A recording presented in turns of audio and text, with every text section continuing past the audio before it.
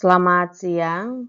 Pada hari ini kita akan masuk dalam materi agama dan masyarakat dengan bahan materi identitas dalam pertemuan ke-12. Harap semua mahasiswa mengikuti materi pada hari ini.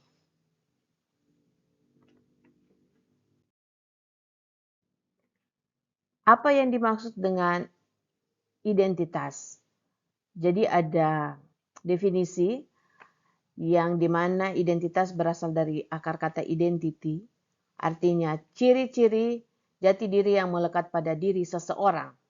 Bagian dari konsep diri seseorang yang berasal dari pengetahuan dalam keanggotaan kelompok sosial yang bertumbuh melalui refleksi, sikap mendengarkan, doa, penilaian ulang, serta usaha yang terus-menerus.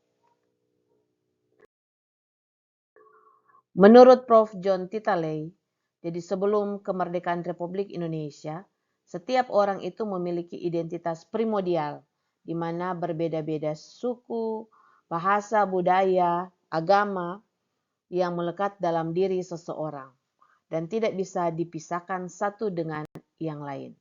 Jadi sebelum tanggal 17 Agustus 1945, setiap orang memiliki identitas primordial. Dan sesudah kemerdekaan Republik Indonesia tanggal 17 Agustus 1945 muncul identitas nasional. Dalam diri seseorang bukan hanya identitas primordial tapi identitas nasional, di mana menjunjung tinggi Pancasila, Undang-Undang Dasar 1945. Jadi dengan sendirinya setiap orang itu memiliki dua identitas, yakni identitas primordial yang sudah ada sejak dari lahir, dari lingkungan di mana dia berada, dan kedua identitas nasional sebagai bangsa Indonesia. Kita lihat di sini politik identitas. Merupakan kegiatan politik berdasarkan agama, suku, ras yang berdampak pada konflik etnis yang radikal, fundamental, dan diskriminasi.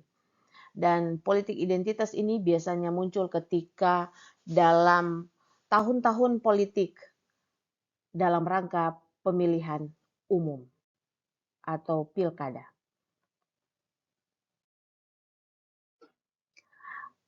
Berteologi dalam konteks Indonesia. Bagaimana teologi itu hadir dan menjalankan misinya di tengah dunia. Gereja, eklesiologi di sini untuk menghadirkan kerajaan Allah di tengah dunia ini. Ada teologi kontekstual menjawab tantangan di mana keberadaan gereja itu ada dan lahir.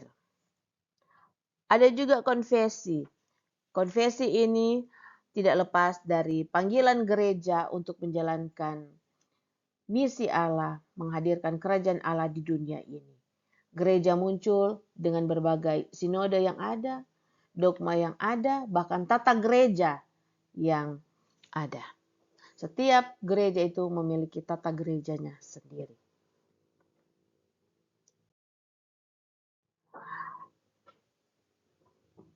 Nah, sekarang kita masuk dalam tugas kelompok.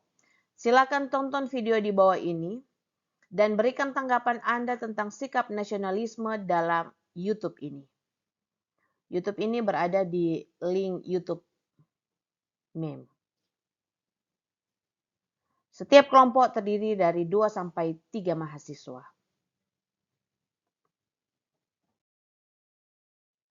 Tadi kita sudah mengikuti tugas kelompok.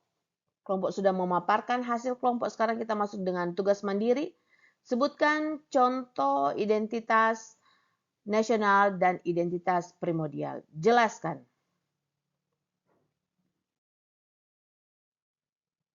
Bagian terakhir dari materi hari ini ada daftar referensi. Ada 3 referensi yang ada, 2 buku dan 1 jurnal.